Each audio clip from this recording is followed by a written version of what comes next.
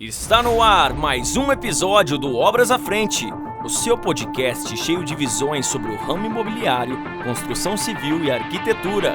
A apresentação, Pedro Maranhão.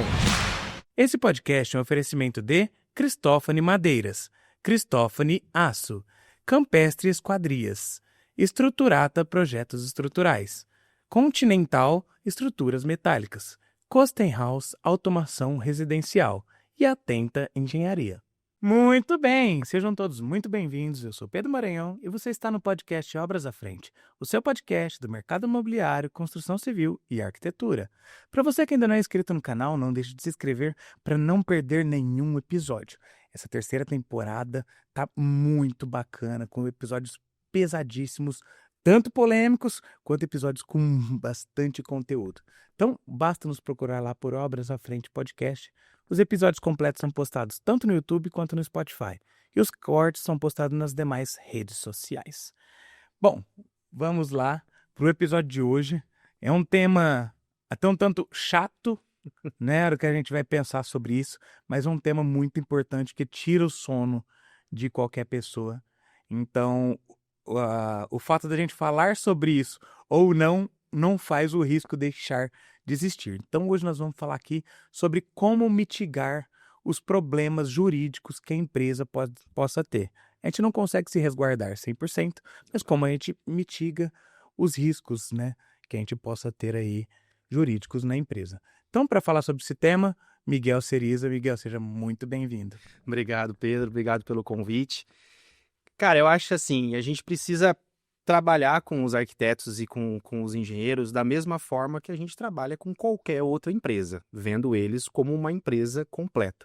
Não só como aquele autônomo que está ali fazendo um serviço mental, né, daquilo que aprendeu na faculdade, mas sim como uma empresa no geral. E como uma empresa no geral, tem problemas jurídicos de todos os lados. Podem ter, né, problemas jurídicos de todos os lados. Seja eles problemas cíveis, seja eles problemas trabalhistas, eventualmente, que qualquer empresa pode ter, tá? Acho que isso é o foco de uma assessoria ou de um olhar jurídico sobre esse nicho que é tão importante, que gera tanta discussão e, às vezes, até problemas entre cliente e arquiteto e engenheiro, tá? Acho que é mais uma... para a gente passar um panorama pro pessoal. Perfeito. Não, cara, acho que vai ser muito legal, muito bom receber você aqui. O Miguel, ele já é especialista em atender engenheiros e arquitetos. Ele é advogado no nosso departamento jurídico aí, da empresa, né? Ele presta serviços para nós. Então, ele já conhece muito bem o cenário da construção civil, né, o dia a dia tanto de engenheiros quanto de arquitetos, construtores, decoradores, enfim, e todos os problemas que isso está envolvido. Então nós vamos falar bastante sobre questões de contratos, questões de possíveis litígios de clientes, questões também trabalhistas, que eu acho que todo mundo passa por aí, e aí CLT, PJ, e a MEI dá certo? Qual categoria que eu coloco na MEI? E como evitar isso, todos esses problemas antes de acontecer, né? Que eu acho que isso é o mais importante de tudo. Exatamente. Acho que antes, vou deixar essa parte do trabalhista mais para frente um pouco, porque ele é um tema até um pouco mais extenso. Sim.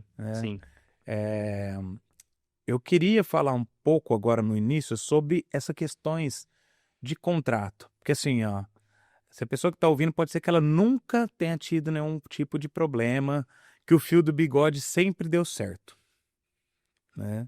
Escuto muito isso. O fio do bigode sempre deu certo, mas, gente, nada como o negócio estar no papel. E eu trago um exemplo de quando eu trabalhava com construção de prédios, tá? Eu combinei um serviço com o empreiteiro e na hora não ia dar tempo de gerar o contrato. O que a gente fez? Fez uma ata de reunião, escrevendo todo o escopo. Chegou na hora de pagar, ele veio me cobrar esse valor. E eu já tinha me esquecido do que eu tinha cobrado.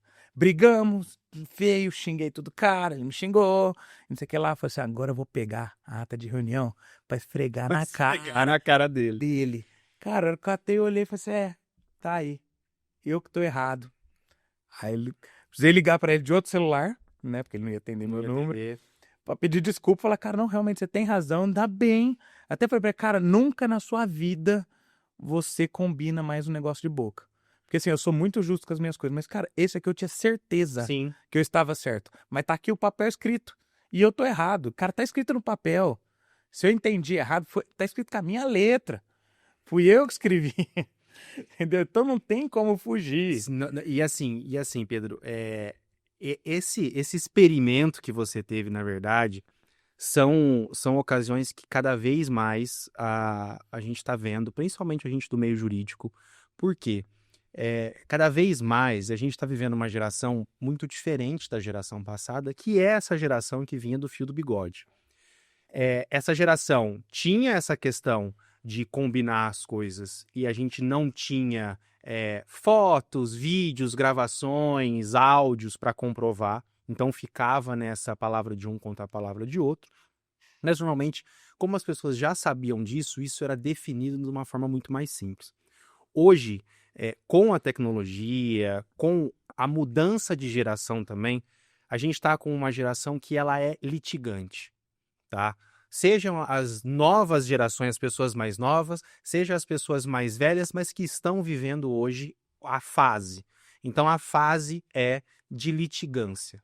Nós não estamos mais vivendo numa fase em que as pessoas têm paciência para resolver, igual você falou, resolver uma situação aqui, ó, beleza, faz por você, eu faço pelo meu, vamos chegar num meio termo. Isso não ocorre mais, ou se ocorre é muito pouco. Então, naturalmente, se você tem uma discussão, isso já é gerado e encaminhado para o judiciário. A gente pode ver diversas pesquisas, várias porcentagens do quanto de ação judicial que aumentou em 5, 10 anos.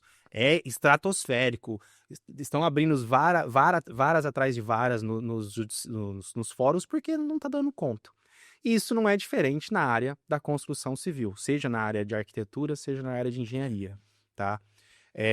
Na área de arquitetura, nós temos as questões que, tanto nas duas áreas, na verdade, vocês estão trabalhando com sonhos. Então, já é um ponto que para o cliente ele vai ser muito visível. Ele não vai esquecer aquilo e ele quer as coisas da mais perfeita forma, gastando sempre o mínimo possível. Então, as discussões elas vão acontecer em um contrato ou outro. Às vezes é o contrato que você menos espera, o cliente que você menos espera, mas acontece uma discussão. E essa discussão é onde você precisa ter, o engenheiro, o arquiteto, ele precisa ter a segurança de um contrato, ou pelo menos de outras formas de seguranças que a gente vai falar, para embasar aquela posição dele. Então, nós combinamos isso aqui está em contrato, isso aqui não está.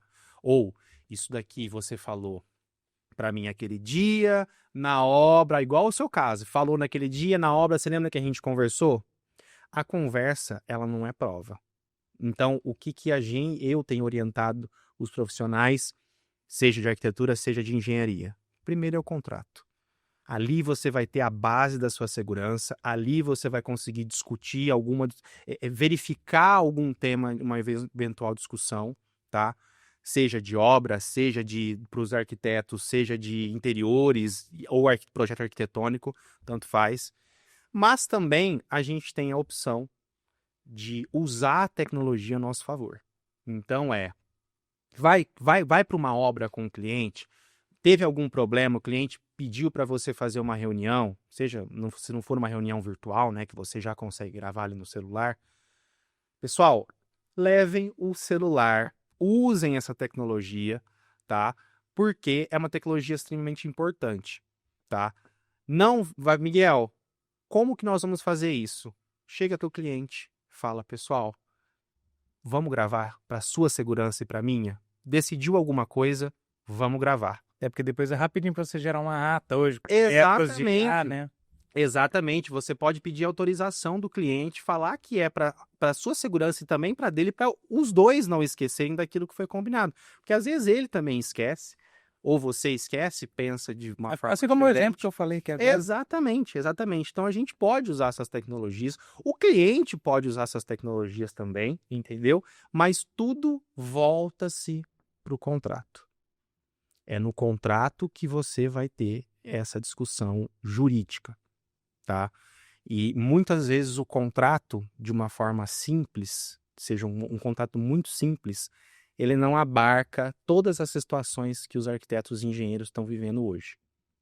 Então, é um ponto importantíssimo. Às vezes o engenheiro tem um contrato, o arquiteto tem um contrato, mas o problema que ele está tendo recorrente, às vezes, no dia a dia, não está ali naquele contrato. E aí, como é que você vai resolver? Não resolve. Você não consegue deixar de ter uma ação judicial ou ter uma conversa com o seu cliente para mostrar, ó, isso aqui foi combinado aqui e tal, porque não tem. Entendeu? Acho que esse é um ponto importantíssimo da parte contratual, tá? E da gente pensar antes de acontecer o problema. Se acontecer, como que eu vou provar isso? Como que eu vou provar o combinado? Então é Se uma o combinado parte... está no papel, Exatamente. fica muito mais fácil. Tanto que Exatamente. eu digo que, quando eu comecei a consultora, lógico que as primeiras obras, 100% no fio do bigode. Tive problemas com isso? Não. Felizmente, eu não tive problema com combinados no fio do bigode. Porém, para dar problema, isso aqui. E o fato de não ter tido problema não significa que eu não tinha essa preocupação, sabe? Não tem a segurança.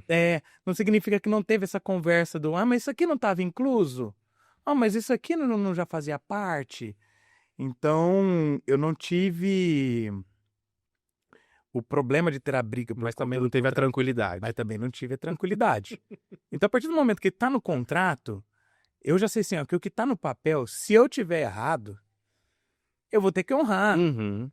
Entendeu? Mas pro outro lado, se eu tiver certo, o outro lado vai ter que honrar também, né?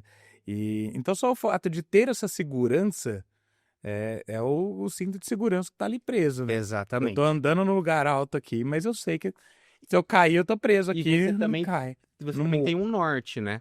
Do que você, até o ponto que você pode fazer e o que você não pode. E o cliente também, entendeu? Então, porque ele tem o contrato, ele tem uma via do contrato. Sim. Entendeu? Então, se ele tem uma via do contrato e ele pensa que foi combinado aquilo, ou ele quer fazer, uma situação de eventual má-fé, e ele levar isso para um advogado dele, por exemplo, vai estar ali. E o advogado dele vai falar, ó, isso aqui tá aqui. Não dá para cobrar da outra parte, não dá para, entendeu? Porque o contrato é a via de segurança e de tranquilidade, seja para ele, seja para vocês. E um ponto muito importante que eu, na verdade, com começando a advogar com os arquitetos e engenheiros e depois focando nesse nicho, o que foi acontecendo? Cada arquiteto e engenheiro me passavam um problema diário que eles tinham, que ia acontecendo de forma escalonada. Então, um arquiteto ou um engenheiro tinha um problema aqui, o outro tinha um problema ali, e eu olhava e falava, cara, isso pode ser um problema para um outro arquiteto. Porque é um problema, e são problemas tão assim que a gente não espera, mas que pode acontecer, e problemas que parecem pequeno, mas que tornam uma situação muito grande, e que o simples fato de ter uma cláusula ali específica para aquilo mitigaria o problema.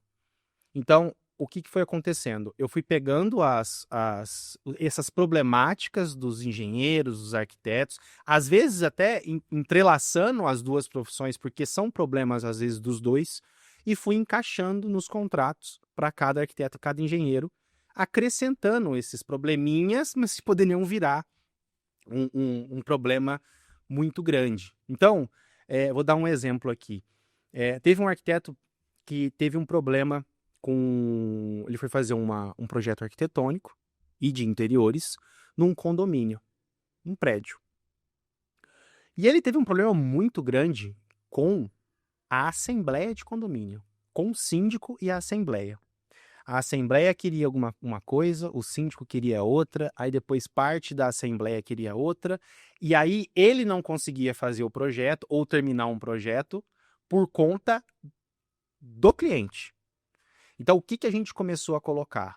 Quando for um projeto, seja arquitetônico, seja de interiores, em condomínio, onde se tem como é que chama? As regras.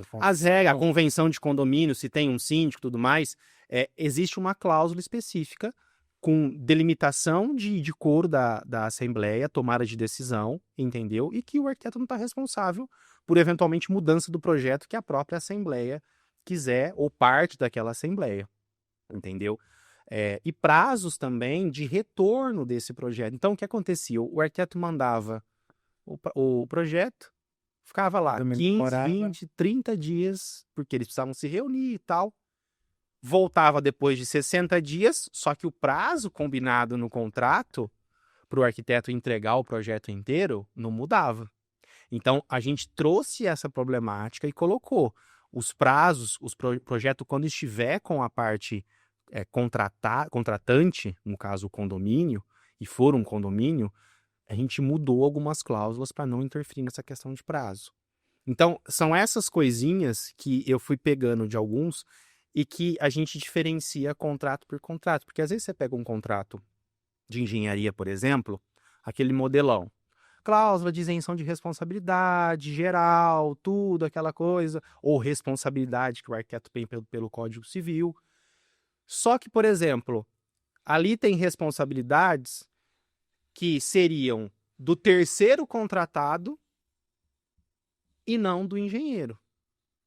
Então, por exemplo, o cliente fechou com uma empresa de engenharia para construir a obra.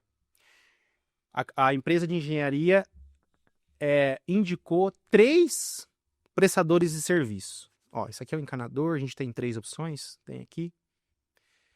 O que acontece? Se as cláusulas específicas de responsabilidade não tiverem no contrato e der algum problema, você sabe, Pedro, o cliente não vai atrás do prestador. Sim.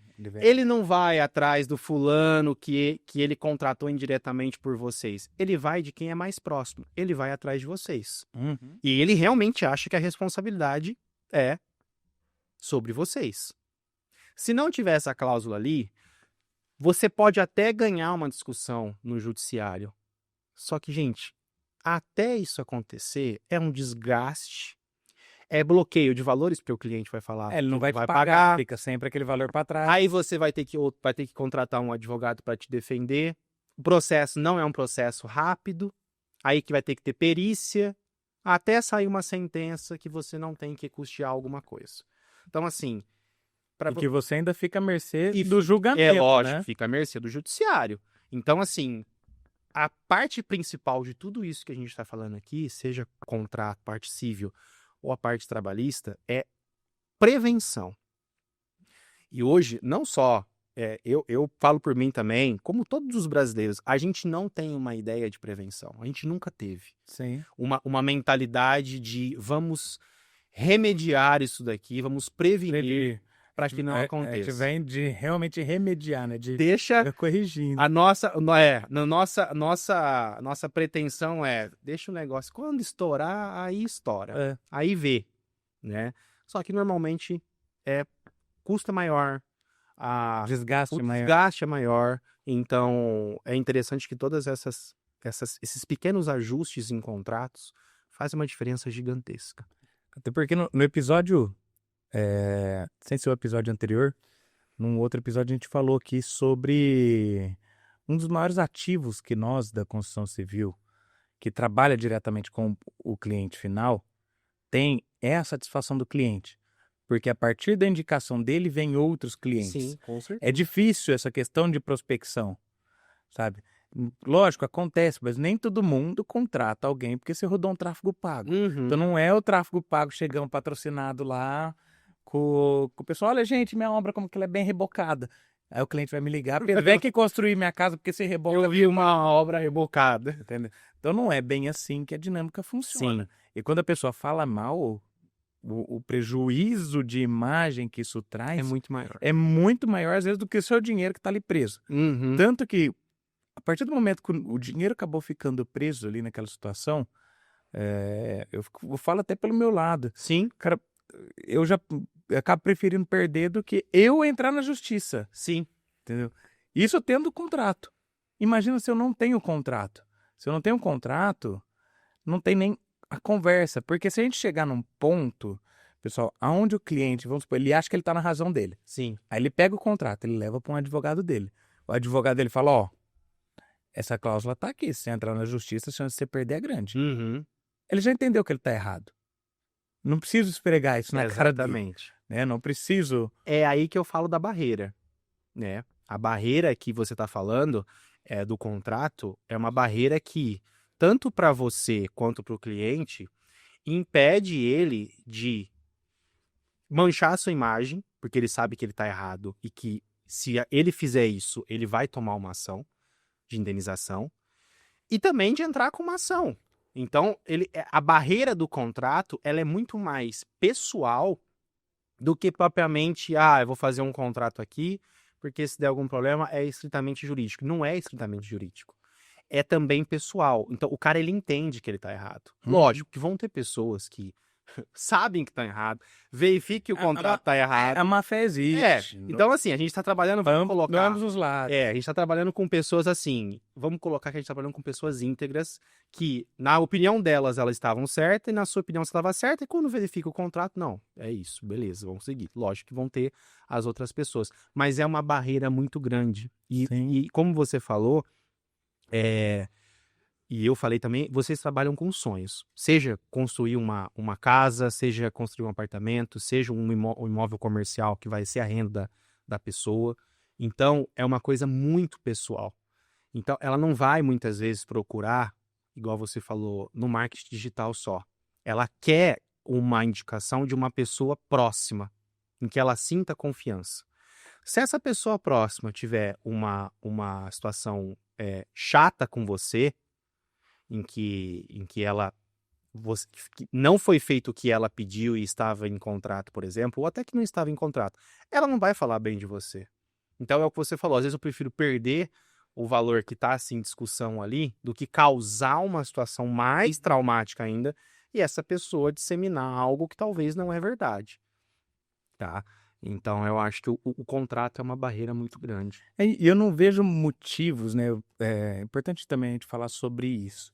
Porque hoje romantiza-se tudo o que antigamente era feito. Sim. Né? Então tudo que são feito nos tempos de hoje é ruim e tudo que era feito antigamente era bom. Uhum. E, gente, isso aí tem partes verdade e partes não é. Gente, negociação no fio do bigode não faz a palavra da pessoa valer mais ou valer menos. Antigamente a palavra da pessoa valia mais. Não. Alguém saía perdendo. Uhum. Nesse processo do fio do bigode, alguém cede. É isso que eu te falei, alguém cede. Alguém cede, alguém sai perdendo. Entendeu? Então, se sai perdendo, cara, não tá funcionando. Então, não quer dizer que era ótimo, mas sempre foi assim. Não precisa. E hoje a gente também precisa levar em consideração a quantidade de coisas que a gente sabe. Né? Então, para quem ainda tem o seu avô vivo, para conversar com ele, vai ver que ele vai falar: nossa, em agosto de 1978 eu estava lá na cidadezinha em Minas Gerais, aí o trem passou, era 2 horas da tarde, começou a chover. Ele lembra a data, o que aconteceu, aonde que ele estava. Por quê? Porque a quantidade de informações que ele recebeu durante a vida dele é menor do que a quantidade de informações que uma criança de 2 anos recebe hoje. Tem até uma estatística que eles falam que o imperador romano tinha menos informações durante toda a vida dele do que uma criança de 2 anos hoje tem. Então é muita coisa que a gente vai guardando na cabeça, que a gente vai recebendo. Lógico, isso são coisas da tecnologia que vão avançando. Sim. Então não vejo motivos do porquê não ter um contrato. Como eu falei, cara, o fato de ter um contrato, mesmo que eu feche o contrato, assinou, eu guardo. Que eu sei que se tiver algum problema, eu vou recorrer a ele e olho. E aí entra outra parte, né? Dizendo por nós, a empresa, lógico, com construtora, Sim. A gente trabalha com administração de obras e tal, gira-se muitos valores, muitas situações. Exatamente. Né? Mas ter uma assessoria jurídica parece que não vai usar. Mas a hora que vai ver, acho que esse exemplo foi até você mesmo que me deu. É igual a impressora. Eu lembro quando eu tava te falando isso na mesa. É igual uma impressora. Você fala que você não precisa da impressora. Põe uma impressora na sua casa. Sim. Você vai ver que você imprime. Você vai ver que precisa usar. Você vai ver o quanto que é útil. E é até engraçado, né? Quando eu preciso ligar pro Dr. Miguel, eu até falo assim, tem partes que é boa quando eu tenho que te ligar e tem parte que é ruim. Sim. Por quê? Porque como ele gera meus contratos, então quando eu preciso ligar para um contrato novo, eu tô feliz. Então isso é muito bom. Sim. E tem vezes que eu acabo me irritando com o cliente, eu ligo para ele, eu tô puto, eu não sei o quê, eu quero abandonar essa obra, eu não quero fazer, como que eu faço? Aí ele vai lá, Pedro, ó, olhando aqui pelo teu contrato, você se comprometeu com fazer isso. Sim. Então, eu acho melhor você se acalmar e tentar ver um jeito de cumprir com essa obrigação que você se comprometeu. Mesmo que aconteceu um problema da outra parte, é melhor você sentar e conversar. Ou não, né? Ou não, exato. Mas pelo menos tentar resolver. Sim. Aí eu dou aquela calmada, foi assim, então beleza. Então eu vi que é melhor eu tentar conversar dessa forma, vou lá, calmo, e, cara, sempre resolvemos as coisas desse jeito. Sim. Mas só o fato de ter alguém para recorrer, para eu não ter que tomar essa decisão sozinho, que imagina eu nervoso. Qual decisão que eu tomo? A decisão mais... A primeira é mandar a pessoa para aquele lugar, né? Não, e isso assim, eu falo por mim na função de advogado, mas assim, qualquer pessoa em escutar de uma forma diferente de outra pessoa, ela traz uma forma de pensar diferente, entendeu? Então, eu sempre converso com os arquitetos e com os engenheiros, porque é o que eu conversei com você outro dia. É uma reeducação, tá? Muitos não sabem que aquilo que eles resolveram lá atrás, que gerou uma indignação e que eles tiveram um desgaste para resolver, poderia ser resolvido com uma facilidade muito melhor. Eles não iam ter que resolver, entendeu? E talvez o caminho, que foi talvez o final, foi uma ação judicial, teria sido outro. Então, e é muito engraçado quando eu começo a assessorar uma empresa, seja autônomo, que só tem o autônomo, só tem ele que trabalha, seja uma empresa que tem outros funcionários, é muito engraçado que, dá 6 meses, todo cliente vem para mim, igual você falou, cara, hoje eu entendo aquilo que você me falava no início, de que o fato de você ter uma assessoria com você te dá uma tranquilidade e a resolução do problema, ou ela é mais rápida, ou ela é melhor, eu apresento um leque para você de outras opções para você tomar a decisão, e isso causa uma tranquilidade muito grande. E os probleminhas, assim, gente, vão surgir. Sim. Eles vão surgir, é o que eu falei, a gente está numa fase com pessoas muito litigantes, então é uma fase que se encheu o judiciário, é uma fase que se tem muita informação, as pessoas buscam informação na internet, e isso falo no meio jurídico também, a pessoa vai lá, não tive ou meu engenheiro não cumpriu com o contrato, o que eu devo fazer? Ou ele tem um colega dele que conhece um colega, que conhece um advogado, ele leva para o advogado vê o contrato, ou não, vê a situação e fala, você poderia entrar com uma ação.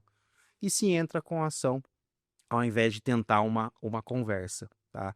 E um outro ponto que eu acho muito interessante é que quando você tem um advogado, seja uma assessoria jurídica contínua ou por foco, né, na situação, e a outra parte também tem um advogado, a conversa, vamos colocar assim, 90% das vezes, ela tende a ser racional. Porque as partes, elas estão pensando na situação, mas... não estão envolvidas com o estresse da... Se tem uma situação muito emocional também. Quando a gente tira o emocional e vai para o racional, costuma-se resolver de uma forma muito mais tranquila. Tá? Pode ser que não se resolva, pode ser que não entre em acordo, beleza.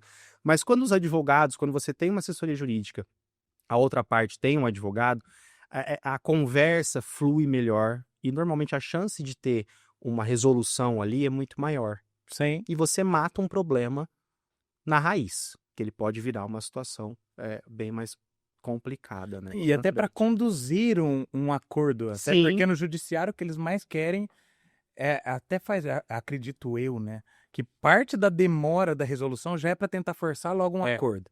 Então força-se logo um acordo, se precisar chegar num acordo que também as duas pessoas que estão emocionalmente afetadas e não conseguem mais se toparem, você tem duas pessoas de fora, pensando racionalmente, Uhum. que vão orientar cada um do seu e falar assim, gente, é melhor a gente fazer esse acordo.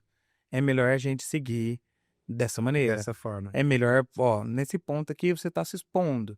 E eu falo da minha parte, que eu falo, lógico, todo mundo, se você não teve problema ainda com algum cliente, ou o cliente não teve problema com o teu profissional que você contratou, uma hora você vai ter. E aqui a gente não tá querendo jogar praga, rogar praga, mas assim, acontece. E eu falo assim, até como que é da orientação. Eu tive problemas com um cliente que foi bem traumático durante a obra toda.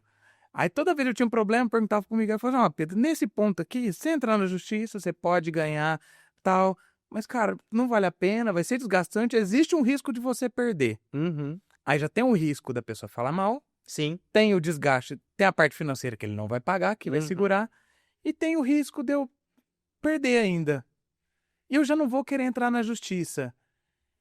Então, dali eu já pensei assim, qual que é o melhor caminho? Aí eu paro de pensar possibilidades jurídicas de eu ganhar essa discussão e começo a estudar possibilidades de, cara, tipo reconciliação. Não sei se seria essa a palavra correta, mas parece que vira uma chavinha, você na hora de que ali...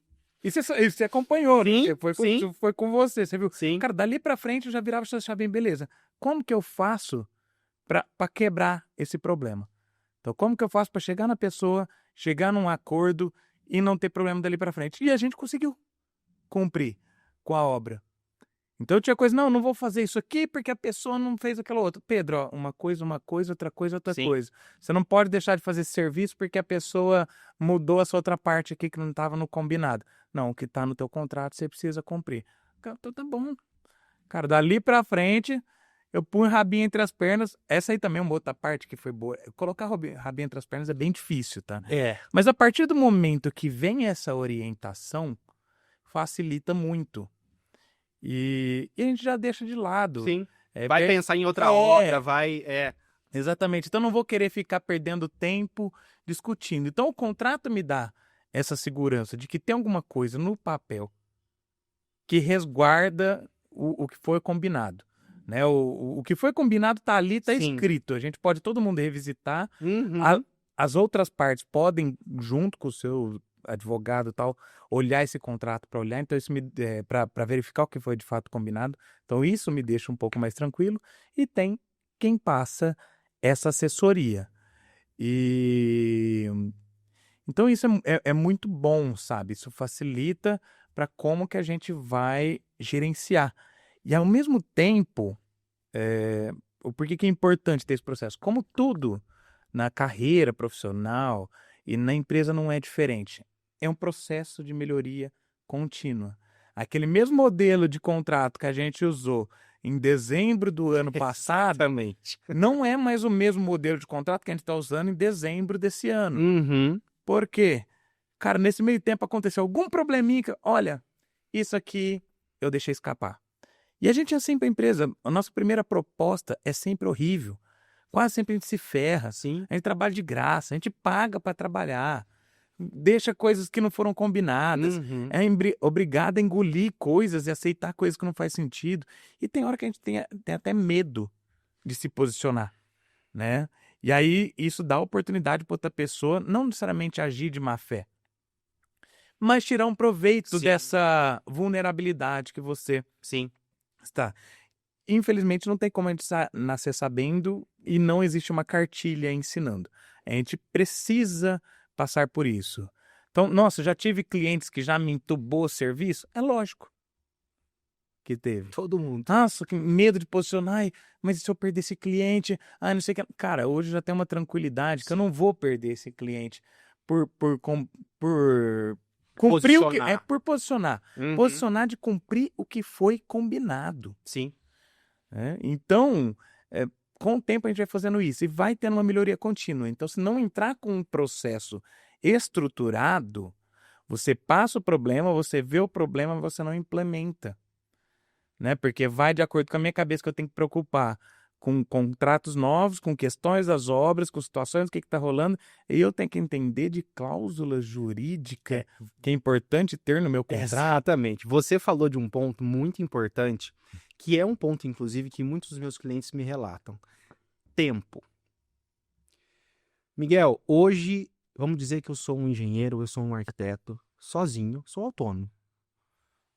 A minha preocupação é cliente.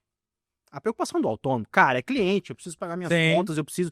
Minha preocupação é cliente, é conseguir trabalhar e desenvolver a parte intelectual, no caso de vocês, a parte de engenharia ou a parte de arquitetura, que é o que eu fui treinado na faculdade, treinado na minha vida para fazer.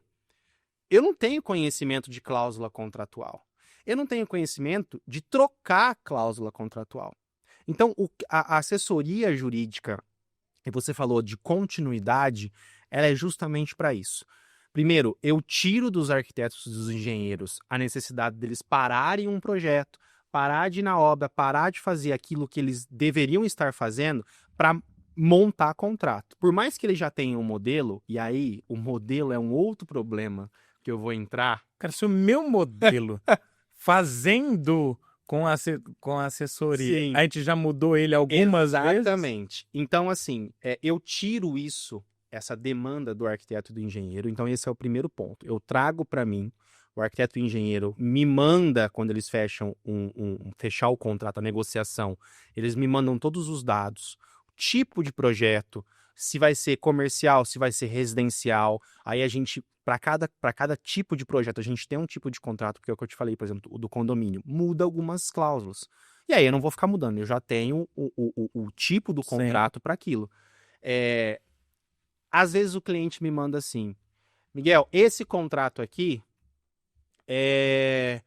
eu vou entregar metade do contrato numa data, metade em outro, ou o anteprojeto numa data, o projeto final em outra, ou esse aqui não vai ter 3D. Essas mudanças pequenas, quando você, depende da cláusula, quando você muda essa cláusula numa parte do contrato, muitas dessas cláusulas fazem referências às outras cláusulas. E aí entra em conflito com outras cláusulas. Então eu já peguei muito contrato de arquiteto ou de engenheiro que tinha um modelão, aí o cara trocava aquilo que do projeto dele novo, do cliente dele novo, só que a forma de pagamento, por exemplo, entrava em conflito com um monte de outra cláusula. E aí o contrato ficava todo bagunçado, nada com nada. Então eu tiro tudo isso do profissional, seja do arquiteto ou do engenheiro, trago para mim, e quando há alguma solicitação diferente, eu altero essa solicitação, altero o tipo de contrato, entendeu? E entrego para o profissional. E aí ele vai entregar para o cliente. Normalmente os clientes já têm advogado, principalmente quando você está trabalhando com clientes que, vamos colocar assim, com obras de alto custo, em que o cara vai ter que despender de um valor muito alto, seja comercial, seja residencial, e a atividade de vocês é uma atividade de risco. Então, é um ponto muito importante que a atividade de engenharia e de arquitetura, além de eu falar que ela mexe com sonhos, ela é uma atividade de risco muito por conta disso. Vocês já têm delimitado no Código Civil, ou seja, na nossa legislação, responsabilidades. Vocês têm uma cartilha do CAL ou do CREA. Então, assim, são muitas normativas que vocês têm que seguir, tá? Muitas responsabilidades, mas algumas elas são implementadas de forma errada, tá? Então, eu vou te dar muitas vezes por causa do cliente, tá? Então, teve um arquiteto que chegou para mim e falou, Miguel, eu tenho um problema que é o seguinte, eu faço design de interiores, tá? E aí a gente vai escolher as parte de madeira, de marcenaria, de pintura, de lâmpada. Coloco a lâmpada, coloco tudo certinho. Passou 2 meses, o cliente liga. Fulano, a lâmpada que nós escolhemos queimou. Preciso que você troque. E coloca a responsabilidade em cima do arquiteto, que não tem nada a ver com aquilo. Muitas vezes, o cliente vincula o arquiteto ao prestador. porque muitas vezes é uma indicação do arquiteto. Então, aliás, uma dica que eu queria dar. Pessoal, quando vocês vão indicar algum prestador de serviço, alguma loja, nunca indiquem uma. Sempre pelo menos 3. Porque isso reduz na cabeça do cliente que você está ganhando com aquilo, tá? E não tem importância nenhuma essa questão de você ter Tem um nome para isso, Pedro. Reserva técnica. É a reserva técnica, isso não tem nenhum problema. Mas na cabeça do cliente, você está ganhando sobre ele, quando você indica um só, tá? Você não tem responsabilidade por terceiro, entendeu? Muito menos se você está fazendo construindo a casa e a luz do cara pifa. Só que já aconteceu, por mais insano que possa acontecer isso, esse tipo de problema, tá? Então eu acho que trabalhar com a atividade de vocês, ela é contínua. Esses problemas vão surgindo, a gente vai mitigando eles através do contrato, ou da conversa com a outra parte, ou te orientar por telefone mesmo. Pedro, eu acho que você deve fazer isso ou isso ou aquilo, para te dar o leque. Eu dou um leque e você toma a decisão final, entendeu? Sim. Mas é muito importante a gente trazer essa questão realmente de como mitigar os problemas. Sim. Porque o fato, como eu disse, o fato da gente conversar sobre eles ou não muda o fato do problema existir. Exatamente. E o que acontece? A gente nunca pode se expor ao risco de sair do jogo. E às vezes algum problema desse tipo quase te faz sair do jogo. Uhum. Né? Você, quando começou a fazer um trabalho com a gente, você acompanhou uma obra que um contrato mal feito, que a gente fez por um padrão pronto, Sim. que a gente tinha, nos colocou num nível de exposição muito grande. Porque essa obra vai mudar a minha vida, vai me levar para outro patamar, fomos aceitando tudo que estava lá. Pronto, assinamos um contratão leonino, tudo para eles, nada para nós. De repente, a gente se viu amarrado naquilo. Uhum. E então é muito importante de estar preparado, porque o problema às vezes acontece, às vezes fica caro, mas não tira a gente do jogo. Trazendo nessa parte de tirar do jogo, que a gente falou sobre a questão do contrato com os clientes, né? Sim.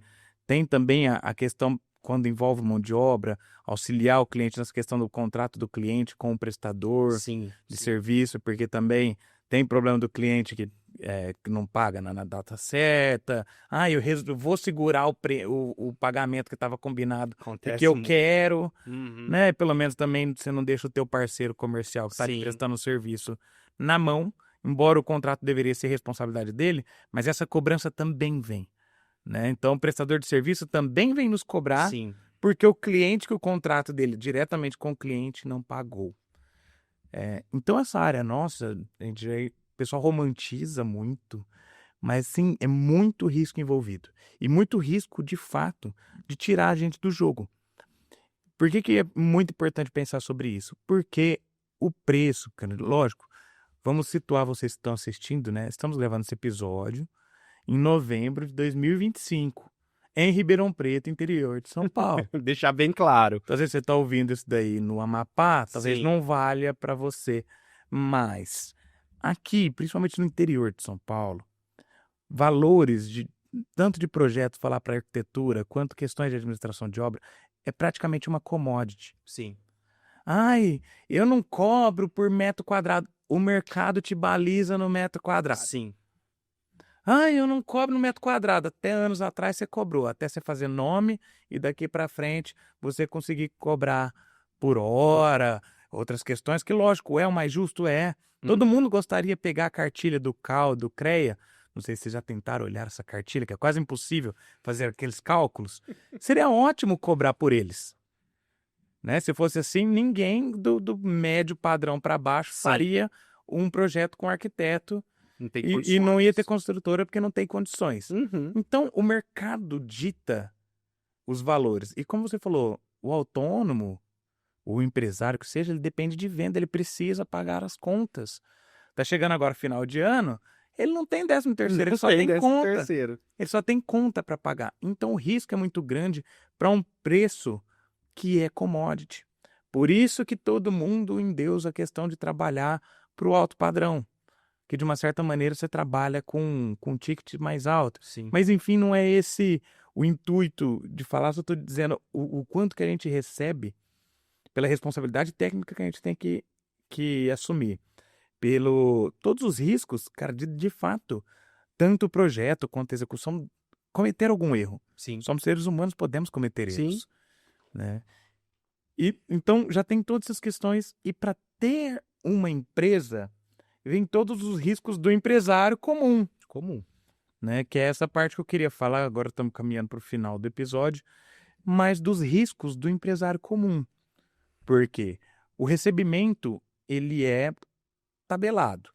Como eu falei, é uma commodity. É difícil você conseguir pôr um preço. Sim. Dizendo da minha parte, administração de obras em Ribeirão. Ah, o fulaninho falou que cobra 15%, cobra 10%. Na hora Tem do uma vamos ver, baliza ali, você né? tem uma baliza. Igual eu falei, não cobra por metro quadrado. A baliza está no metro quadrado. Uhum. Ele pega, faz uma concorrência aqui, faz a conta por metro quadrado e vê qual que está valendo a pena. Então, se tem uma baliza, então o ganho já está dito. E tem os riscos trabalhistas. Então, quem tem empresa, como eu estou falando, aí são os problemas do empresário comum. Sim. Então, o ganho não é o mesmo. A empresa que já está lá há 30 anos, a construtora, fazendo casa só de mais de 1.000 metros quadrados. Ah, a conta lá, ele recebe R$ 500 por metro quadrado para administrar a obra. É diferente do rapaz que está começando fazendo a casa de 200 metros. Sim. Que o trabalho é praticamente, horas trabalhadas, pensando em horas, é praticamente a mesma para um ganho muito menor. Sim. Então, trazendo português claro, gente, eu sempre falo aqui dentro do podcast, eu prezo muito por isso, a gente não ficar maquiando. Então, nós estamos aqui para maquiar nada, mas isso aqui também não é uma orientação. É a realidade. A realidade. Estamos simplesmente colocando as cartas na mesa de como funciona a realidade. Então, hoje, na construção civil, em Ribeirão Preto, cara, é muito difícil você tocar com 100% funcionário no CLT. Seria ótimo, eu adoraria que todos os meus funcionários estivessem no CLT. Mas é muito difícil, a conta simplesmente não fecha. Para ambos os lados.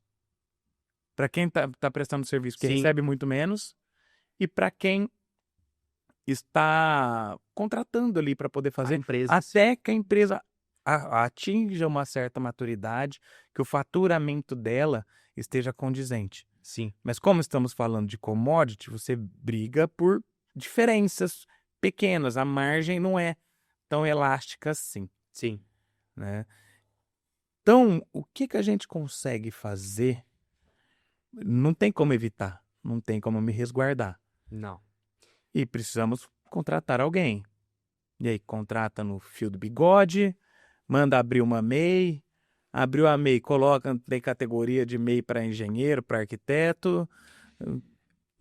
É o seguinte, igual você falou, eu acho interessante a gente começar pensando como empresa, tá? Se tem no Brasil uma perspectiva de que o profissional autônomo, ele tem na mentalidade dele que ele não é uma empresa, tá? Então, ele imagina que ele é muito diferente de uma empresa grande, tá? Só que os mesmos problemas, ou 90% dos problemas que um autônomo, se ele contratar alguém, ou ele começar a crescer e tiver uma empresinha pequena, ele vai ter quase os mesmos problemas que uma empresa grande em escala menor, tá? Mas quando eu falo em escala menor, é o seguinte, se ele tiver um funcionário que entre com uma ação trabalhista, para ele vai ser muito difícil ele sustentar isso. Porque o faturamento dele é menor. Exatamente. É a mesma coisa que uma empresa que tem uma situação muito difícil e 30 funcionários, 50 funcionários entram com uma ação corretiva, mas o faturamento dela é maior. Só que tanto para essa quanto para essa, eles vão sentir do mesmo jeito, em quantidades diferentes. Então, como que uma empresa trabalha? E aí não é nem só a parte jurídica, é a parte contábil e a parte de administração do negócio. todas as empresas, se a gente olhar para a empresa grande, ela já sabe que ela vai ter um problema trabalhista. Ela tem ali uma análise de risco que ela sabe que na atividade dela, uma empreiteira empreiteira grande, sabe que por ano ela vai ter mais ou menos X. Eles já sabem, eles projetam isso, entendeu? Só que como você falou, hoje, não só aqui em São Paulo, no Brasil, para você mexer na margem é muito difícil. Então, quando você traz isso para uma empresa que está começando, que precisa, igual a gente falou, precisa pagar conta, precisa fazer lucro, angariar clientes, mas também precisa de ajuda, porque ela está crescendo. Quando você coloca isso para a contratação CLT, você tem uma dificuldade, porque são vários tributos, tá, que você tem que pagar além do salário, entendeu? 13º, férias, todos aqueles tributos que compõem o vínculo empregatício CLT, tá? E muitas vezes você encontra funcionários que não querem estar no CLT. Só que a legislação vê como obrigação do contratante sempre, entendeu? Então, quando você coloca um funcionário que você precisa daquele funcionário, que você pode colocar ele como prestação de serviço, é muito mais benéfico para a empresa, mas também, muitas das vezes, é benéfico para o trabalhador, se ele escolher aquilo. Porque, normalmente, o valor que é agregado ao que ele vai receber é maior. Então, há uma preferência. Acontece que existem algumas barreiras na arquitetura e na engenharia que, por exemplo, o funcionário não pode ter MEI. Porque não é aceito isso. Então, para você passar isso para o funcionário, ele vai ter que abrir uma empresa. E aí ele vai pensar, putz, eu vou ter que abrir uma empresa, ter que pagar contador. Abrir empresa não é uma coisa que todas as pessoas pensam e gera uma preocupação. Então, assim, hoje no Brasil, se você colocar todo mundo como CLT, dependendo do ramo que você for, você não se mantém. É uma realidade. É igual você falou, Miguel, se eu pudesse, eu colocava todo mundo de CLT, porque, de fato, a CLT é a maior segurança. As regras estão bem combinadas, todo mundo já conhece. Todo mundo sabe, se não fizer isso, se não fizer aquilo, tá tudo certo. Tanto para o trabalhador, para o contratante, como contratado. Quando a gente entra num nicho de prestação de serviço, é igual a gente sempre conversou, nós vamos até o máximo que a gente conseguir de proteção jurídica. Miguel, eu vou estar impossibilitado ou vai ser inviável eu receber uma ação trabalhista? Não.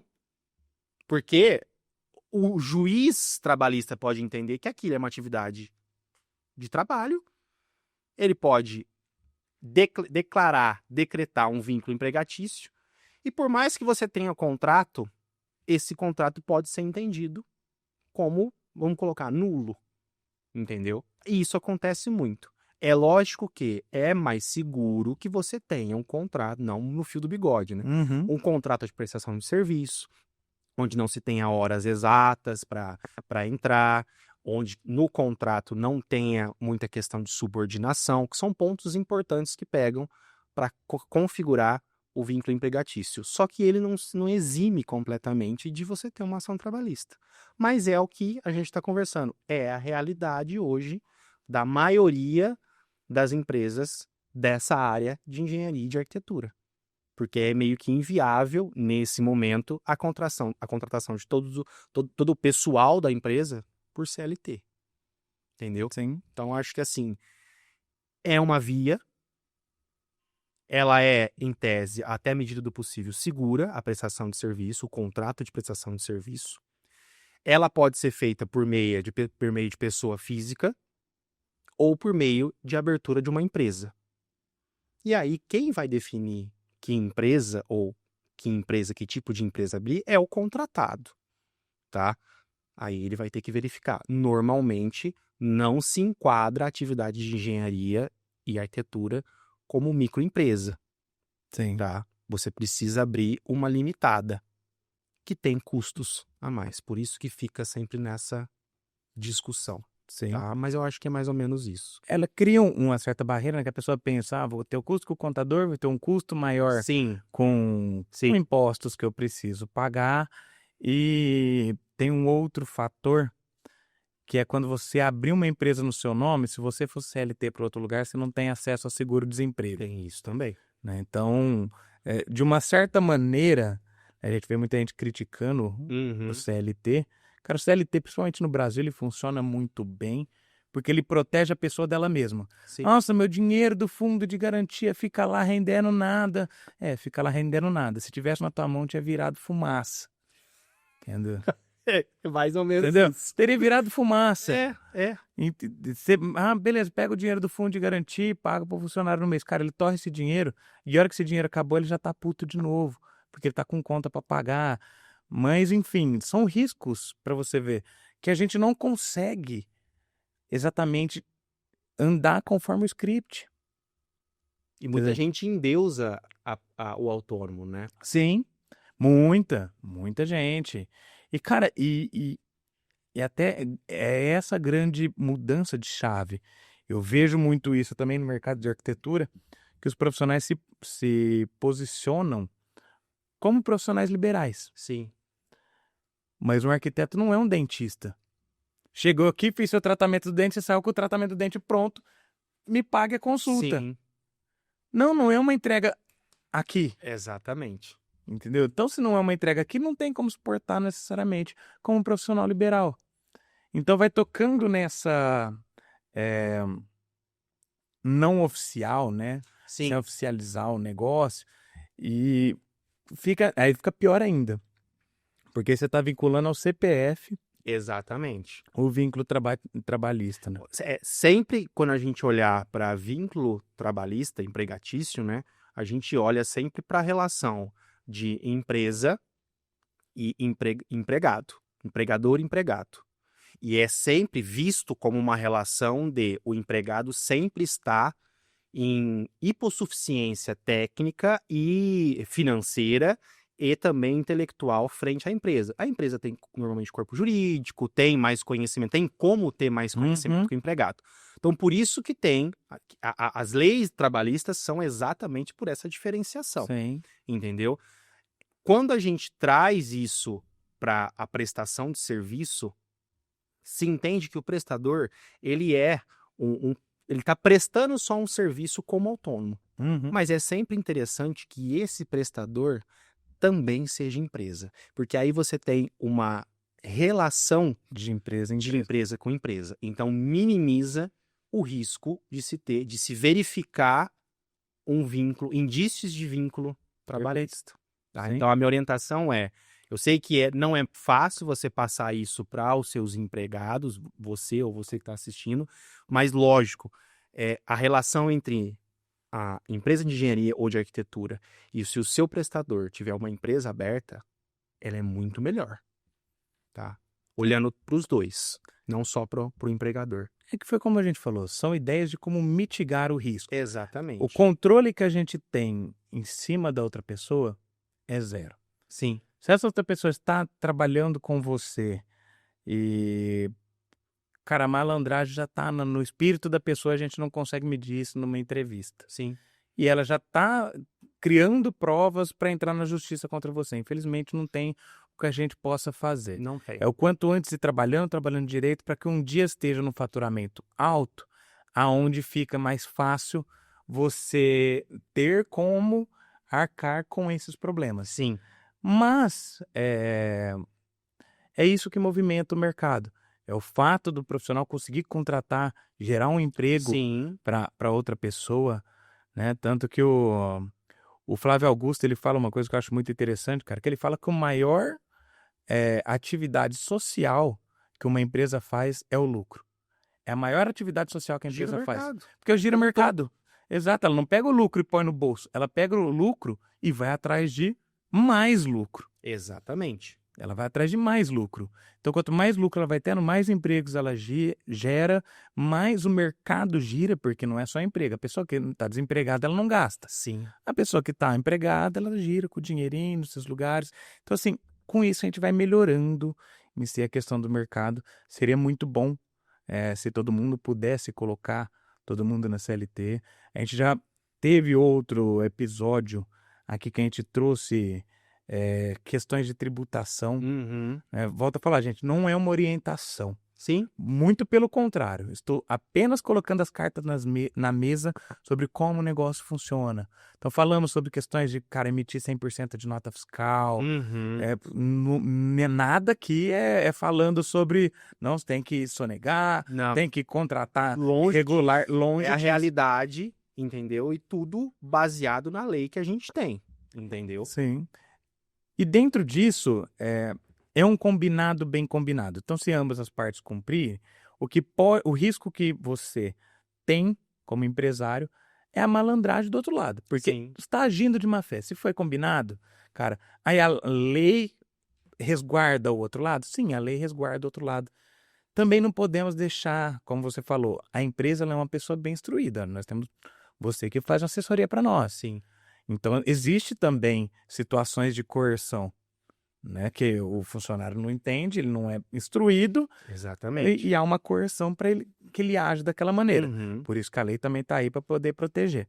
Então, o risco do litígio está muitas vezes mais relacionado com uma malandragem do outro lado, Sim. dizendo que você está cumprindo com tudo que foi combinado, Uhum. entendeu? Do que com um problema sério realmente que você esteja cometendo, mesmo que isso vai contra o que prega a lei trabalhista no Brasil. Sim. Agora, quando se fala de impostos, aí a chance de dar problema é grande. Aí, Entendeu? Aí a chance de dar problema é grande. Então, olhando assim como empresário, cara, dê a César o que é de César.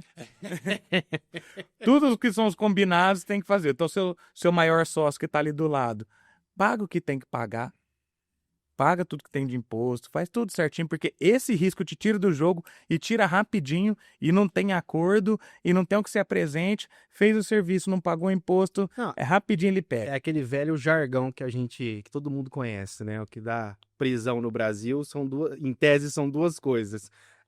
Não pagar impostos e pensão alimentícia. alimentícia. É assim, é bem jargão, mas assim, de fato é uma realidade muito grande. A parte de impostos no Brasil, a parte de tributação, organização tributária, hoje, ainda mais agora que veio as alterações do novo Código Tributário, elas precisam ser olhadas de perto, porque mudou muita coisa, entendeu? Junto com o contador, olhar de perto junto com o contador, porque mudou muita coisa. Sim.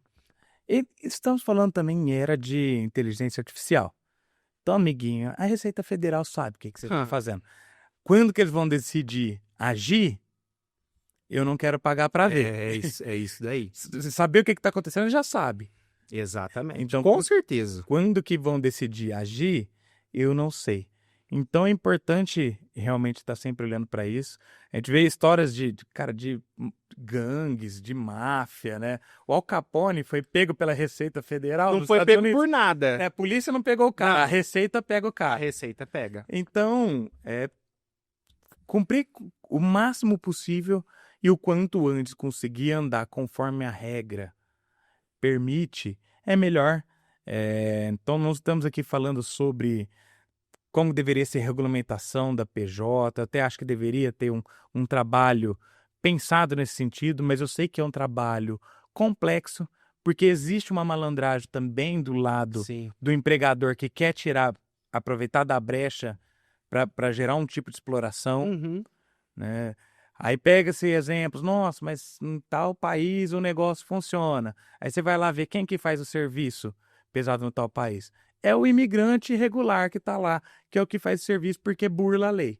Então você está aqui você está morando escondido aqui no país, então você vai aceitar o que a gente combinou. Outra coisa, né, Pedro, que funciona para um país, dificilmente vai funcionar para cá. Porque são questões culturais. Esse é o ponto-chave. Tem outras, mas o ponto-chave é questão cultural. Entendeu? E a maldade, igual a gente conversou, ela vai estar por aí. Quem quiser agir errado, pelo motivo errado, vai agir, entendeu? E a gente tem que trabalhar sempre pensando no bem, pensando em fazer o certo, mas entendendo que tem gente que pensa no errado, entendeu? E é uma linha tênue entre trabalhar como possível dentro do que é a legislação aceita. Porque senão não se tem empresário no país, continuamente não se tem trabalhador no país, e a gente entra naquele caos que a gente já viu no passado. Aliás, as legislações trabalhistas, elas vêm não só para legislar sobre o trabalhador, mas para colocar um equilíbrio também, porque é o que você falou, se eu encher de muito tributo, muita verba, muita questão trabalhista, eu não tenho empresário. E aí eu não tenho trabalhador. Sim. Então, muita gente olha e fala assim, não, a CLT é só por questões do trabalhador. Não. Não, entendeu? Tanto que agora saiu uma questão, acho que, eu não sei se foi do 13º, algum auxílio, que eles mudaram a forma, auxílio alimentação, auxílio, eles mudaram a forma de pagar esse auxílio, que auxiliou tanto o empregado, mas o empregador também, facilitou. Então, assim, se a gente não tem um equilíbrio, o país não vai. E aí a parte jurídica também Sim. não vai. Então, assim, é algo que precisa ter um equilíbrio. Os empresários trabalhar no ponto que eles conseguem, entendeu? Mas sempre buscando estar certo com a legislação, entendeu? Mas no ponto que eles conseguem. Porque senão o trabalho se torna inviável. Não adianta eu chegar para você e falar, Pedro, se você falar, Miguel, eu quero contratar X pessoas. Eu falo, Pedro, tem que ser CLT. Você vai falar assim para mim, beleza, não vou contratar mais. E eu não alavanco o negócio, eu inviabilizo o seu negócio. Então, a minha função como advogado é te apresentar o que é a legislação, te apresentar uma outra forma que está vinculada com a legislação, mas não inviabilizar seu negócio. Porque senão você inviabiliza aquilo que está gerando renda. E a gente não pode inviabilizar aquilo que está gerando renda. Seja para você, seja para o empregado, seja para receita. Então, acho que esse é o ponto principal. Perfeito. Senhoras e senhores, temos um episódio, Miguel Ceriza. Cara, foi muito bom. Muito obrigado, Pedro. Esses temas, quando a pessoa já fala que tá advogado, já até pensa, putz, não vou nem ver. Todo mundo tem medo de advogado. Todo mundo tem medo, mas, cara, é importante a gente ver, porque no final das contas, nós como empresários, Sim. a decisão é nossa. Você fala, você apresenta os riscos, mas a decisão de qual caminho que eu vou tomar, sou eu quem tomo essa decisão. Sim. Então, ter uma assessoria faz muita diferença. Cara, é um investimento que a gente faz na empresa que é muito bem feito. Por isso que gostei de ter sua presença aqui hoje no episódio. A gente já faz um trabalho legal juntos. Então, achei bem legal você trazer isso, até por você conhecer o mercado da construção civil. Sim. E aonde o calo aperta. E como a gente já falou, do tempo que a gente já vem executando o trabalho junto, o nosso modelo de contrato foi migrando com o passar do tempo. Bastante. E vai migrar bastante, até chegar no modelo perfeito lá na frente. E às vezes se tiver modelo perfeito. Se tiver modelo porque perfeito. Os problemas também vão surgindo e às vezes novos, o né? meu concorrente não passa pelos mesmos problemas Sim. que eu, porque a entrega não é a mesma, a forma de trabalho não é a mesma, né?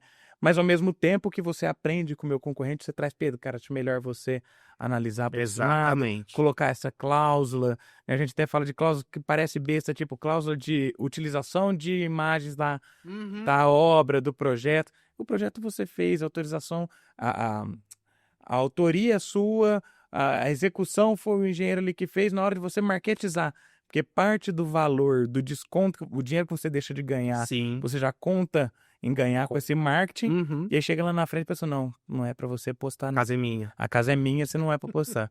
Se isso daí tiver no contrato desde o início, não significa que não vai ter briga, mas tá no papel. Exatamente. Muito bom. Miguel, como que o pessoal faz pra encontrar você aí nas redes sociais? Pedro, eu tenho o meu Instagram, tá? Mas principalmente pelo meu telefone, tá? Eu atendo estritamente pelo telefone, a gente marca uma reunião, eu entendo como que é o perfil, se você é arquiteto, se você é engenheiro, eu entendo qual perfil, qual nicho você trabalha mais, residencial, comercial, e aí a gente monta uma estratégia para você, seja jurídica, seja de administração também, que muitas vezes o cliente me fala de crescimento, a gente monta um tipo de plano, entendeu? mas eu passo meu contato para você. Perfeito. O pessoal consegue encontrar no teu Instagram? Seu Consegue. Como que tá seu Instagram? Miguel Ceriza. Miguel Ceriza. Tá. Eu vou começar a divulgar mais nesse Instagram. Inclusive, Precisa. para falar mais desse assunto, que é um assunto muito interessante. Mas, por hora, o pessoal consegue me encontrar pelo Instagram e tenho o telefone lá. Ótimo, que agora você tem um episódio inteiro de um podcast de assunto. Também. Foi um start. Muito bom. Muito obrigado aí pela tua presença. Obrigado você, Espero te Pedro. ver em breve aqui novamente. Vamos lá, vamos conversando. A gente já conversa todo dia. Exatamente. E muito obrigado para você que assistiu esse episódio até aqui. Peço que deixe o seu joinha aí, coloca nos comentários, ficou com alguma dúvida, concordou com o que foi falado, discordo completamente, coloca aí. O Dr. Miguel vai responder aqui os comentários de todo mundo. Certeza. E fique à vontade também para mandar mensagem diretamente para ele, tirar suas dúvidas. Tenho certeza que vocês aí também ficaram com dúvidas, porque eu sempre estou com dúvidas. Surge um monte de... Surgem várias, né? Então, e se você ainda não é inscrito no canal, não deixe de se inscrever e ativar as notificações para não perder nenhum episódio. Os episódios completos são postados tanto no YouTube quanto no Spotify. E os cortes são postados nas demais redes sociais, então basta nos procurar lá por Obras à Frente Podcast. Então, até a próxima semana e tchau!